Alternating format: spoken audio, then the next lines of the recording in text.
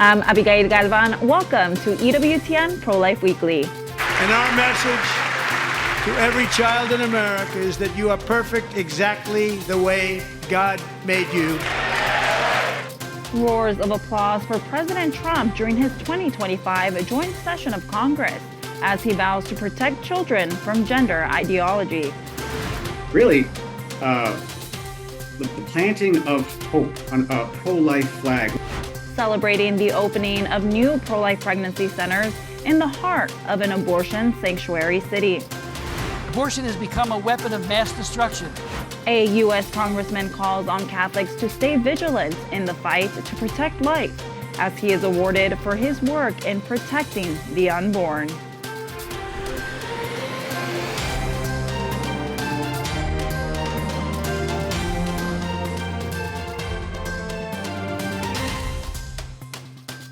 I've already signed an executive order requiring a mandatory death penalty for anyone who murders a police officer. And tonight I'm asking Congress to pass that policy into permanent law. Standing ovations from Republicans throughout President Trump's 2025 joint session of Congress on Tuesday evening. As you saw, the president received cheers when promoting the death penalty for those who take the life of an officer of the law. The Catechism states the death penalty is inadmissible because it is an attack on the inviolability and dignity of the person. Several other pro-life issues were touched on, including banning men from playing in women's sports and moves the Trump administration is working on to protect children from transgender ideologies in schools. I also signed an order to cut off all taxpayer funding to any institution that engages in the sexual mutilation of our youth. And now I want Congress to pass a bill permanently banning and criminalizing sex changes on children and forever ending the lie that any child is trapped in the wrong body. The president called the ideologies toxic and a form of child abuse.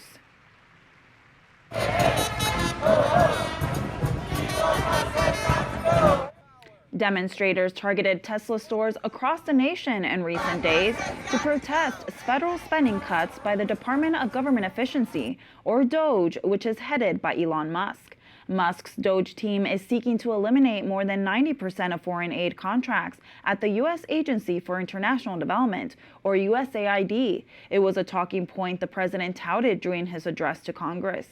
USAID provides humanitarian assistance to impoverished countries around the world, offering food, health care, including vaccines and prenatal care, as well as disaster relief and clean water.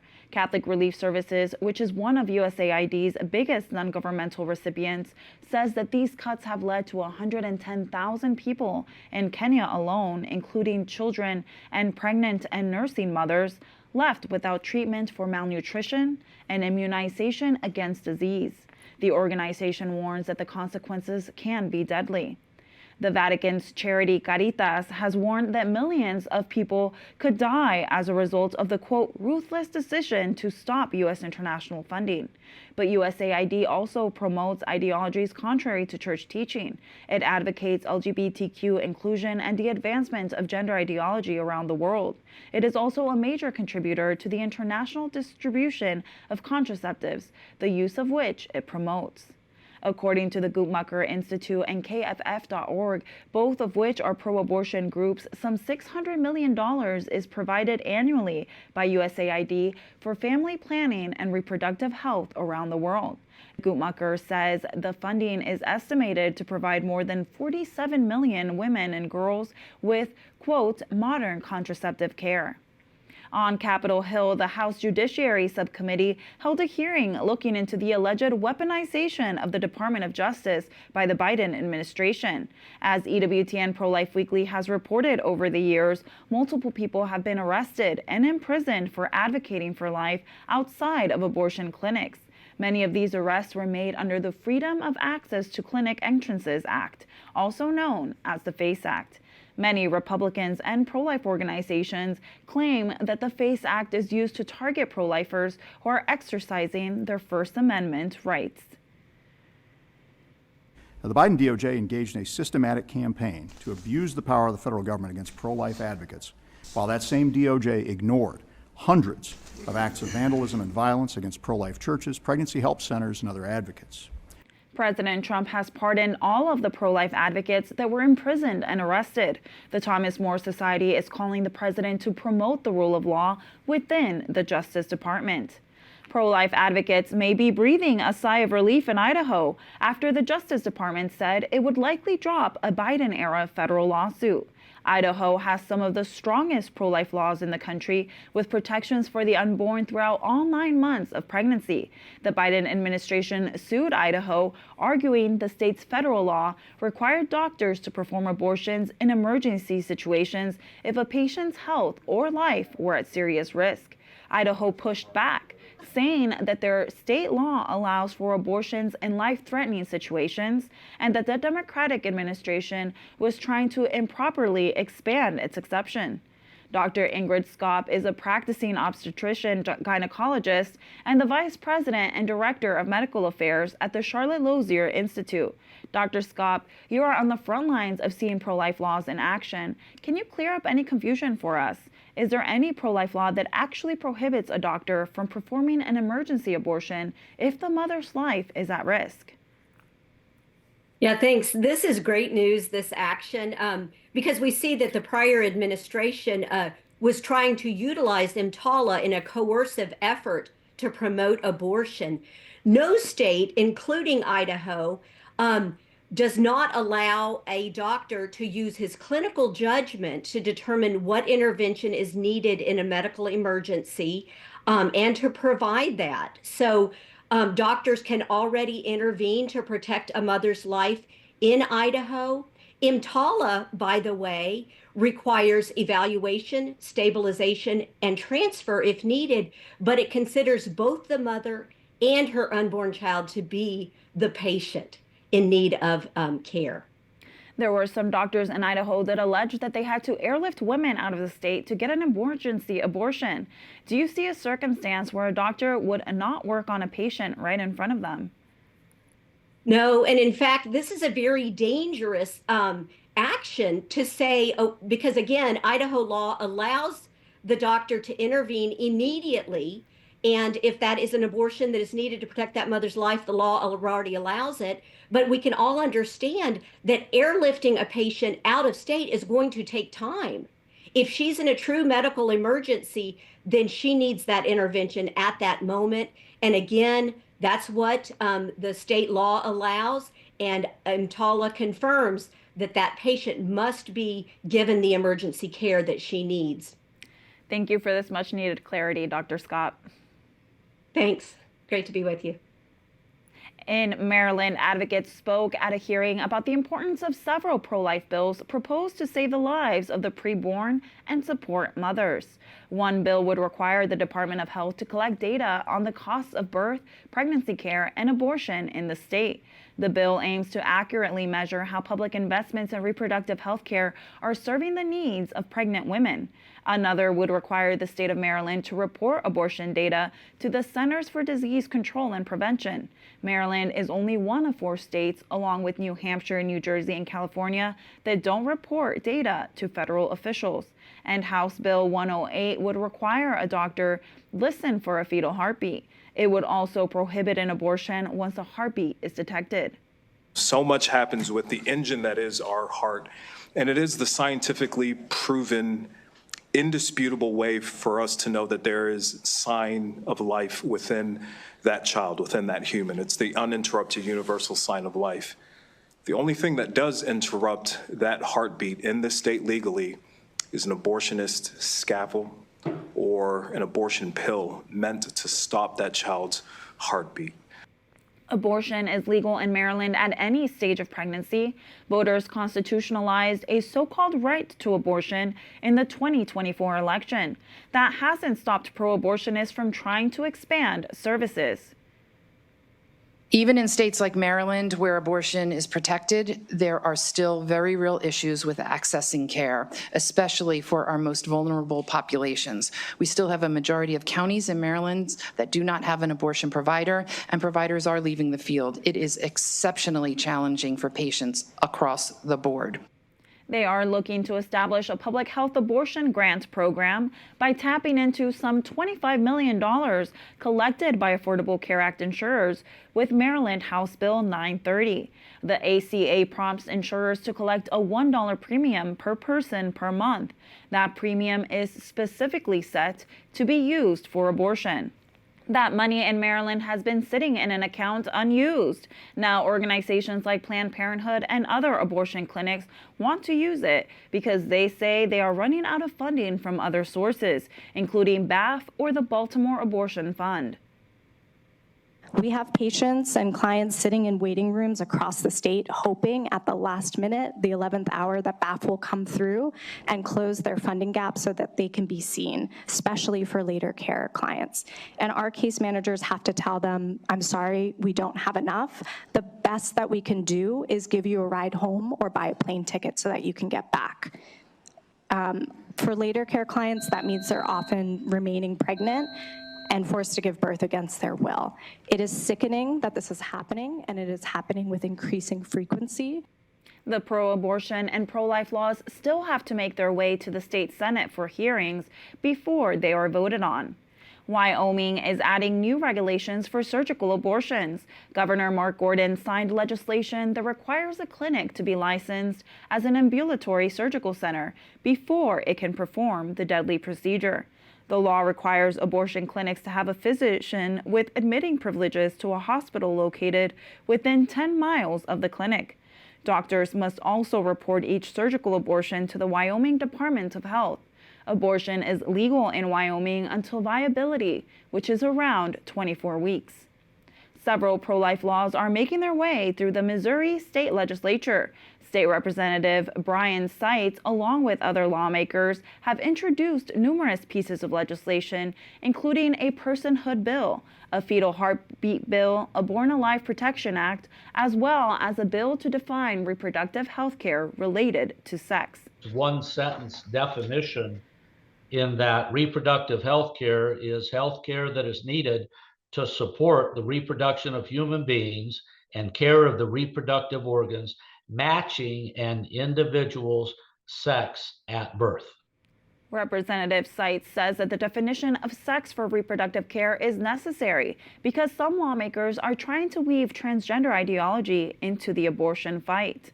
The state of Iowa has become the first state to remove so-called gender identity protections from its civil rights code. The legislation approved on February 28th creates explicit legal definitions of female and male based on a person's biological sex.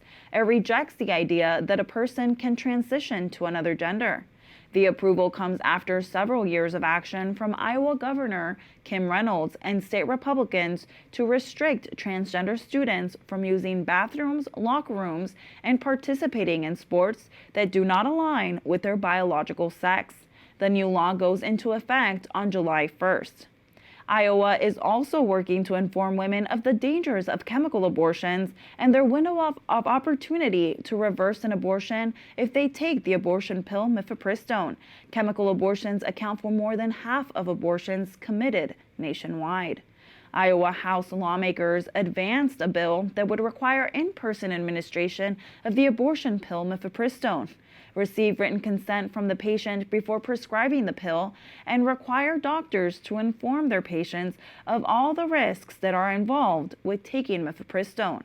The bill also requires physicians to let women know that it may be possible to reverse the effects of mifepristone with abortion pill reversal treatment.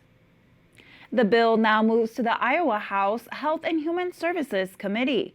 New York City, which is considered a hub for abortion, now has 2 new pro-life pregnancy centers to give women the option for life. Compass Care opened 1 clinic in Brooklyn and another in the Bronx this week. According to NY Vital statistics, Brooklyn and the Bronx have the highest number of abortions of any counties in the nation. Compass Care offers baseline OB care like pregnancy tests, blood tests, and ultrasounds. They also connect women to resources to help support her through and after pregnancy. I had the opportunity to speak with Compass Care's CEO, Reverend Jim Harden, just moments after they cut the ribbon at one of their new centers. He shared his joy with me and the stark reality of abortion in New York City. Reverend Jim Harden, thank you so much for joining me. How did the ribbon cutting go? Oh, thanks for asking. It's an honor to be with you. The ribbon cutting was very exciting. So many people from the Bronx came out, pastors and community leaders, supporters from all over, just excited to see just really the planting of hope on a pro-life flag. This is a pro-life outpost.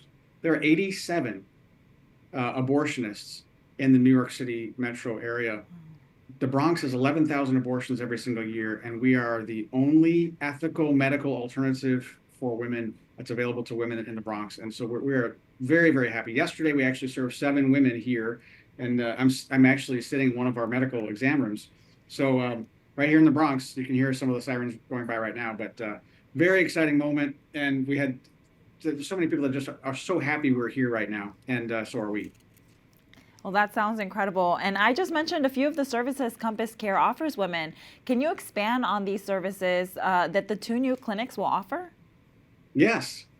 Well, so we offer baseline OB care, which includes state-of-the-art pregnancy confirmation, gestational age determination, which we can tell exactly how far along a woman is in her pregnancy, which is important based on, if she's interested in getting an abortion, that impacts the type of abortion she would receive, and so that we can help her understand the risks and side effects, the terrible risks and side effects associated with abortion, including 42% increase in risk of breast cancer, 55% increased risk of future preterm deliveries, an 80% increased risk of a negative mental health diagnosis.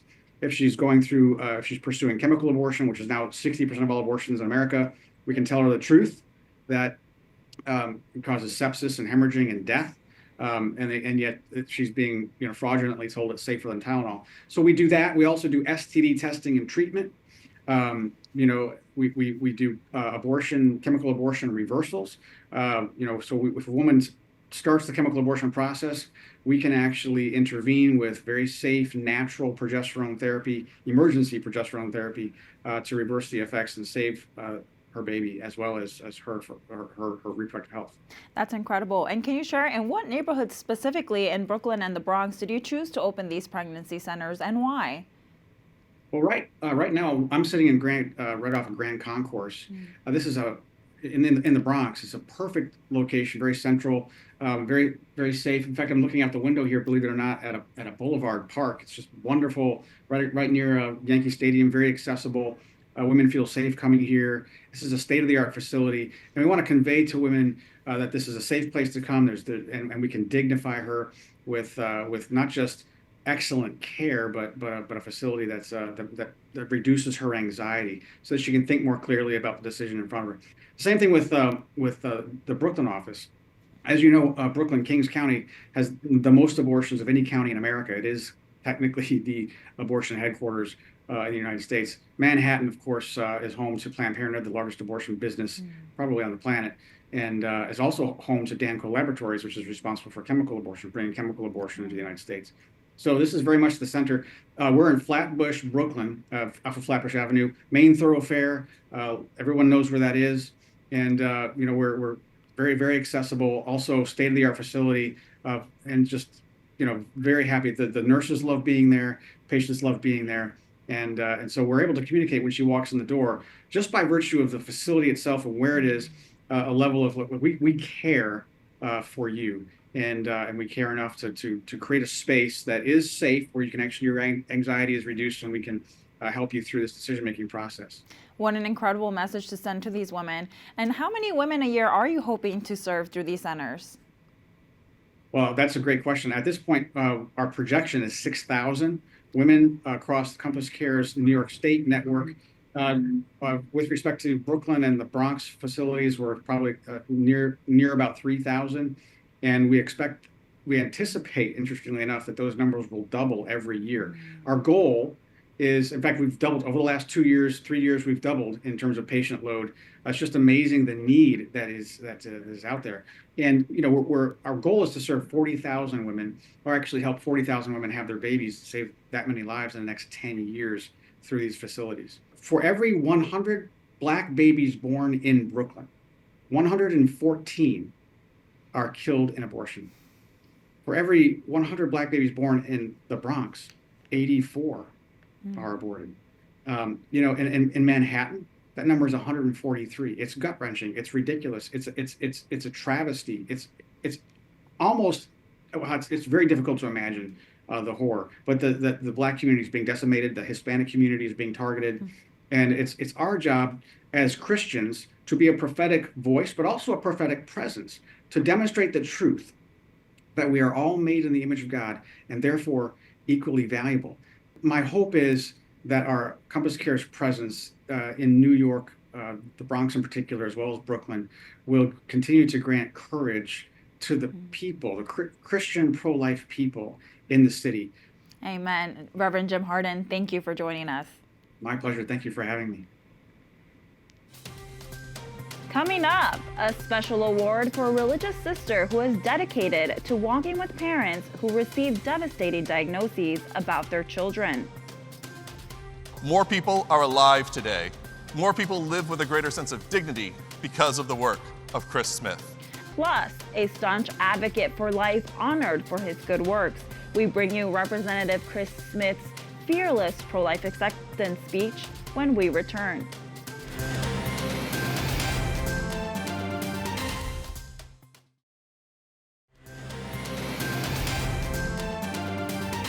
None of us have the luxury of growing weary. Representative Chris Smith's strong words at the annual National Catholic Prayer Breakfast, where he was awarded the Christi Fidelis Laici Award. The award is given to a layperson who demonstrates service and good works to the Church.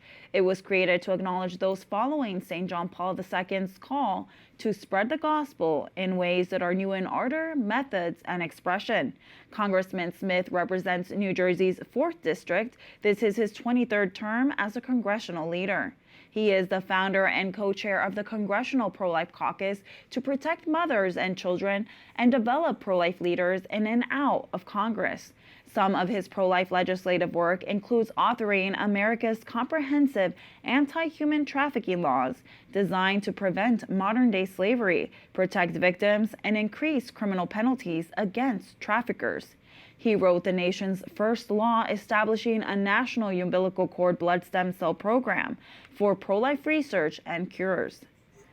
It is a huge battle, and we will not shrink from our responsibility. But abortion has become a weapon of mass destruction. We all have very deep concerns about nuclear weapons, other weapons of mass destruction, but abortion is a weapon of mass destruction. More than 66 million babies have been aborted in the U.S. since 1973, a numbing death toll of children that equates with every man, woman, and child living in the nation of France, or looked at another way, more than the populations of Texas, Florida, and Illinois combined. What a loss of life. As never before, we need to expose abortion methods. You know, there's a segment of society, particularly the elite, especially the media, that have chosen to be blind to the realities of brutally dismembering helpless babies or poisoning babies with pills. You know, the pill is baby poison. The risk posed to women from what is euphemistically called medication abortion must be exposed as well, including the sham trials that purported to demonstrate safety, non-reporting of adverse events, and dispensing this dangerous pill by mail. Representative Smith also called for the protection of pro-life pregnancy centers, which he said are under attack from lawmakers, including his state of New Jersey's own Governor Phil Murphy. Vice President J.D. Vance was also at the National Catholic Prayer Breakfast. He spoke about his love of the faith and the need to protect pro-life advocates and religious freedom. We know, of course, the last administration liked to throw people in jail for silently praying outside of pro-life clinics. We know that they like to harass pro-life fathers of 7, very often Catholic fathers, for participating in the pro-life movement. And we know that the last administration wanted to protect taxpayer-funded abortion right up into the moment of birth. And on every single one of those issues, in 30 short days, Donald J. Trump has gone in the exact opposite direction, between ensuring that we have an opportunity to protect the rights of the unborn in the first place, and importantly, protecting the religious liberty of all people, but in particular Catholics. I think that we can say that President Trump, though not a Catholic himself, has been an incredibly good president for Catholics in the United States of America. Vance went on to say that the Trump administration will be the biggest defender of religious liberty and the rights of conscience in the United States and around the world. To see Representative Chris Smith and all the speakers who attended the National Catholic Prayer Breakfast, visit the EWTN YouTube page. In the state of Georgia, where pregnancy-related death rates are among the worst in the nation, more mothers with high-risk pregnancies will now have greater access to health care. In support of the Georgia Healthy Babies Act, several insurance companies and a health technology company are combining forces to offer remote health care. That includes providing pregnant and postpartum women with maternal hypertension and diabetes access to remote patient monitoring devices. Licensed clinical professionals will also provide personalized health coaching to participants, monitoring these mothers and intervening to avoid possible complications. Remote monitoring is offered for up to 90 days postpartum.